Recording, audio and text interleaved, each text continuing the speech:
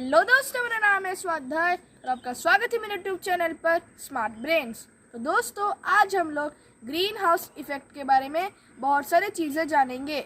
Video बहुत ही informative होने वाला है, उसे एंड तक देखिएगा। अगर आपने अभी तक मेरे चैनल को चेकआउट नहीं किया है तो जल्दी से जाके उसे चेकआउट कर दीजिए। वीडियो को लाइक एंड शेयर कर दीजिए, चैनल को सब्सक्राइब कर दीजिए और साथ ही साथ बेल आइकन को भी प्रेस कर दीजिए।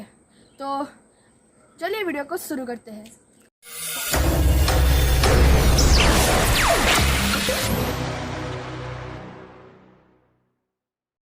तो दोस्तों, अभी हम जानेंगे कि अर्थ गर्म कैसे रहता है, ग्रीन हाउस गैसेस क्या है, ग्रीन हाउस क्या है और ग्रीन हाउस इफेक्ट क्या है। तो दोस्तों, अभी हम जानेंगे कि अर्थ गर्म कैसे रहता है। तो जो ग्रीन हाउस गैसेस है वही अर्थ को गर्म रहने में हेल्प करते हैं, और ग्रीन हाउस गैसेस मैं आपको बाद में समझा दूंगा। तो जो अर्थ का, जो आप पर देख सकते हैं, यहाँ पर एक एटमॉस्फेयर जो येलो कलर का क्लियर है, तो वो उसका एटमॉस्फेयर है।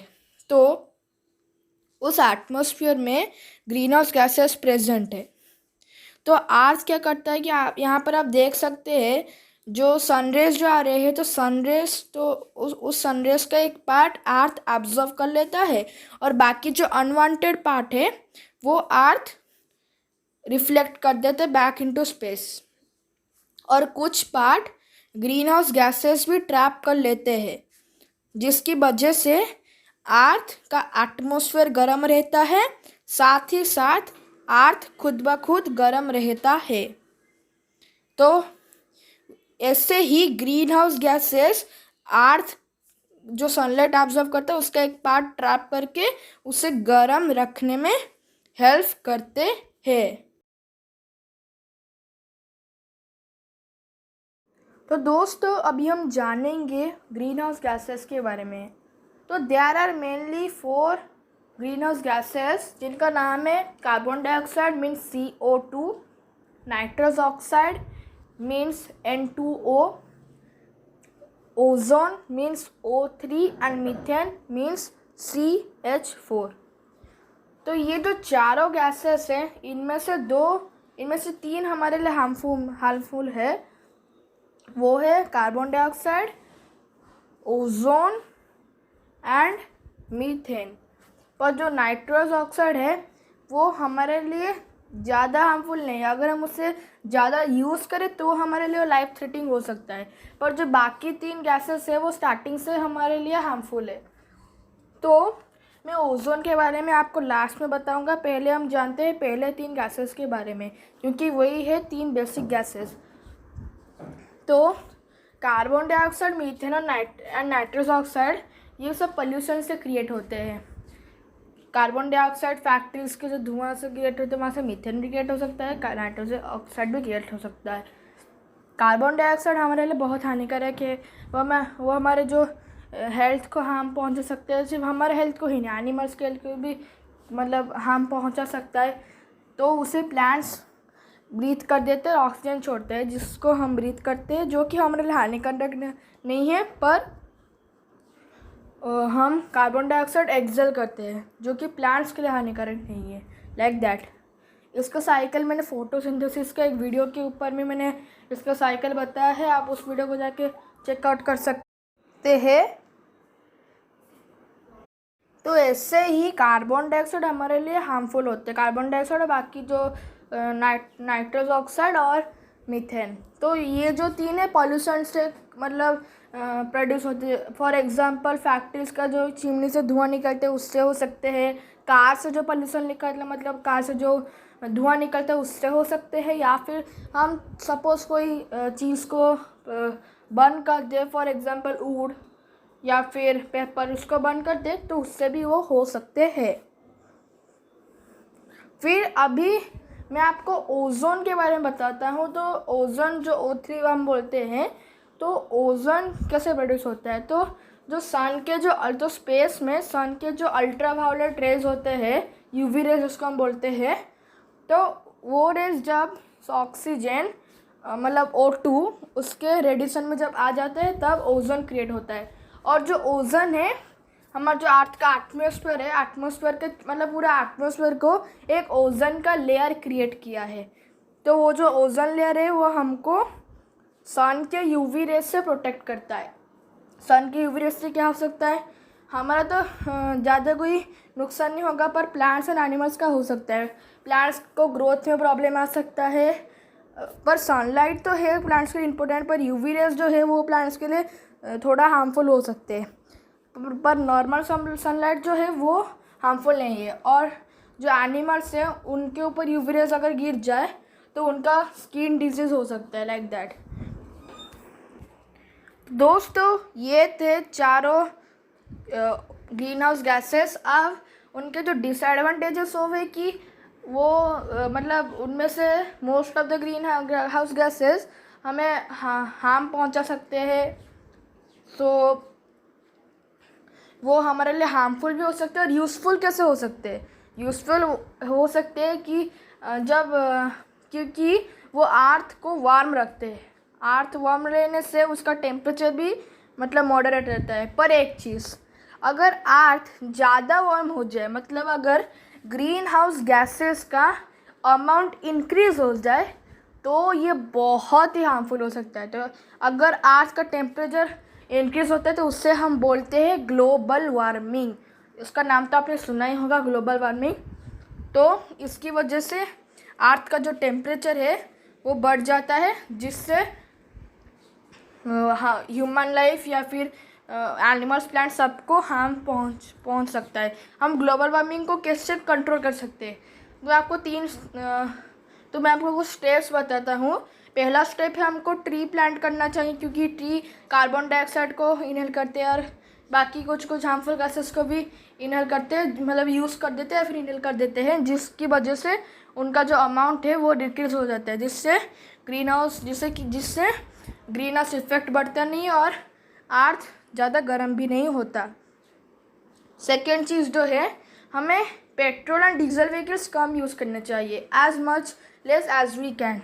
अगर हम आसपास के कोई जगह में जाएंगे, जगह को जाते हैं, जैसे कि 1-2 किलोमीटर दूर हो जाए तो हमें वहाँ पर साइकिल से जा सकते हैं, या फिर चल के तो मुश्किल होगा, तो हम साइकिल से जा सकते हैं। या फिर बहुत पास जगह में जाते हैं, जैसे कि हमारे पड़ोसी के घर या फिर या बहुत पास जगह में, तब हमको चल के जाना चाहिए या फिर साइकिल भी ले सकते हैं।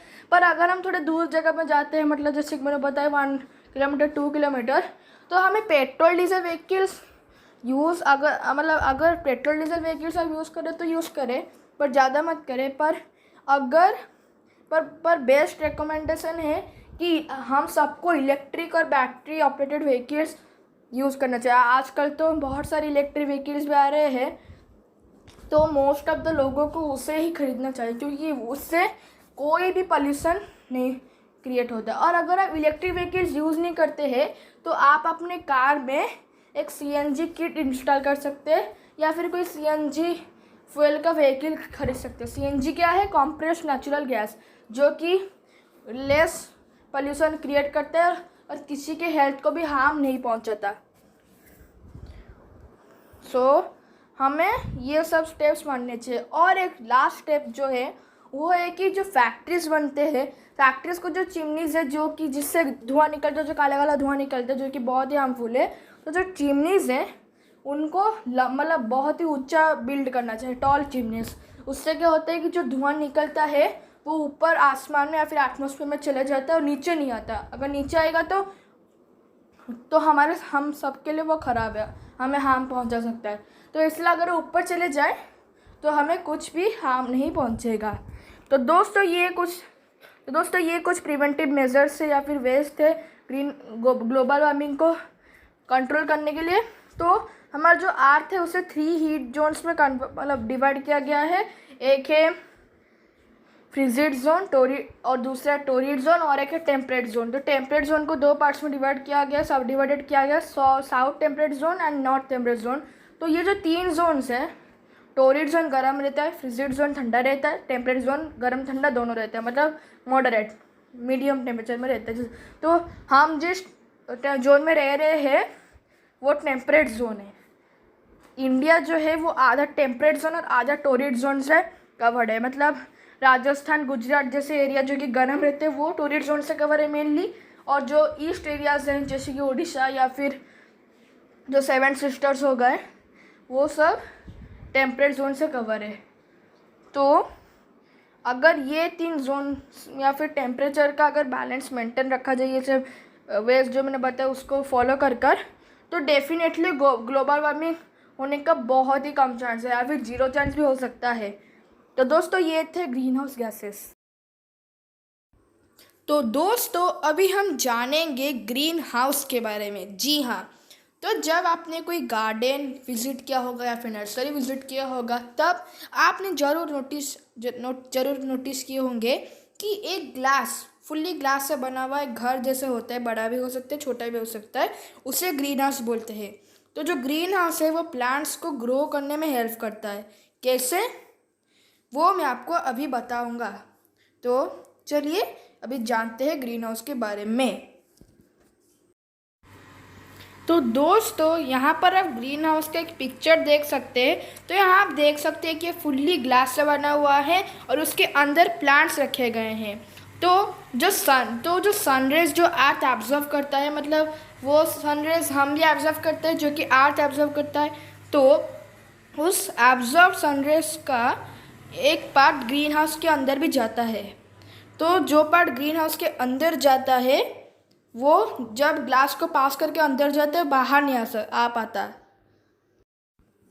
तो फिर क्या होता है, जो हीट एब्जॉर्व करता है, जो हीट ट्रैप हो जाता है ग्रीन हाउस के अंदर, वो हीट प्लांट्स एब्जॉर्व कर लेते हैं। क्योंकि आपको पता ही होगा कि प्लांट्स के ग्रोथ के लिए जो हीट एंड लाइट है वो बहुत ही इम्पोर्टेंट है। इसलिए वो जो ट्रैप्ड हीट है ग्रीन हाउस के अंदर वो प्लांट्स एब्जॉर्ब कर लेते हैं और ग्रो करने लगते हैं। ऐसे ही ग्रीन हाउस प्लांट्स को ग्रो करने में हेल्प करता है। और इससे हमारा क्या फ़ायदा होता है, लिविंग बींग्स का क्या फ़ायदा होता है, तो इससे ये फ़ायदा होता है कि जब प्लांट्स ग्रो करेंगे उनका नंबर इंक्रीज़ होगा, तो कार्बन डाइऑक्साइड और बाकी ग्रीन हाउस गैसेस का नंबर भी डिक्रीज़ होगा। मतलब मॉडरेट रहेगा, डिक्रीज़ नहीं होगा, मतलब एडिक्वेट अमाउंट में रहेगा, जिससे अर्थ का टेम्परेचर भी एडिक्वेट अमाउंट में रहेगा, ज़्यादा बढ़ेगा नहीं कि ज़्यादा कमेगा भी नहीं। तो ये है ग्रीन हाउस के कुछ एडवांटेजेस। तो दोस्तों अभी आपको ग्रीन हाउस के बारे में सारे डाउट्स क्लियर हो गए होंगे। तो दोस्तों अभी हम जानेंगे ग्रीन हाउस इफेक्ट के बारे में। तो मैंने आपको ग्रीन हाउस इफेक्ट के बारे में स्टार्टिंग से नहीं बताया था, क्योंकि ग्रीन हाउस इफेक्ट के रिलेटेड जो सब चीज़ थे, जैसे कि ग्रीन हाउस गैसेस और अर्थ कैसे वार्म रहता है, वो सब चीज़ मैंने आपको पहले बताया, क्योंकि उसमें ग्रीन हाउस इफेक्ट का डेफिनेशन रहा था। तो अभी जब मैं आपको ग्रीन हाउस इफेक्ट का डेफिनेशन बताऊंगा तो आपके सारे डाउट्स क्लियर हो जाएंगे। तो जो ग्रीन हाउस इफेक्ट है ये वही इफेक्ट या फिर प्रोसेस है, ये वही इफेक्ट है जिससे अर्थ वार्म रहता है। जी हाँ, तो मैंने जो बताया था कि अर्थ वार्म रहता है, कि मतलब अर्थ कैसे वार्म रहता है, तो जो ग्रीन हाउस गैसेस जो ट्रैप करते हैं हीट, तो उसी प्रोसेस का फिर इफेक्ट को बोला जाता है ग्रीन हाउस इफेक्ट। तो फाइनल जो डेफिनेशन है वो है कि green house effect is the effect that keeps the earth warm. तो ये जो ग्रीन हाउस इफेक्ट है हमें इससे एडिक्वेट अमाउंट में रखना चाहिए। इससे ज़्यादा मतलब इंक्रीज होने से ग्लोबल वार्मिंग होगा और डिक्रीज होने से अर्थ ठंडा रहेगा, तो जिससे हमें सर्दी लग सकती है और अर्थ पे लाइफ जो होगा वो मुश्किल हो जाएगा, रहना मुश्किल हो जाएगा।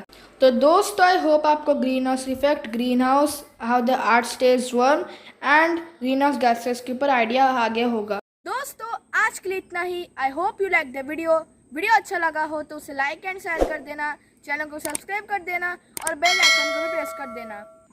और एक चीज़, मैंने अपने चैनल पर नया लोगो डाला है, साथ ही साथ बैनर भी डाला है, और इस वीडियो में मैंने एक नया इंट्रो भी डाला है। तो आई होप आपको ये सब चीज़ें अच्छे लगे हो। तो दोस्तों मिलते हैं एक नई वीडियो में। Take care, thanks for watching.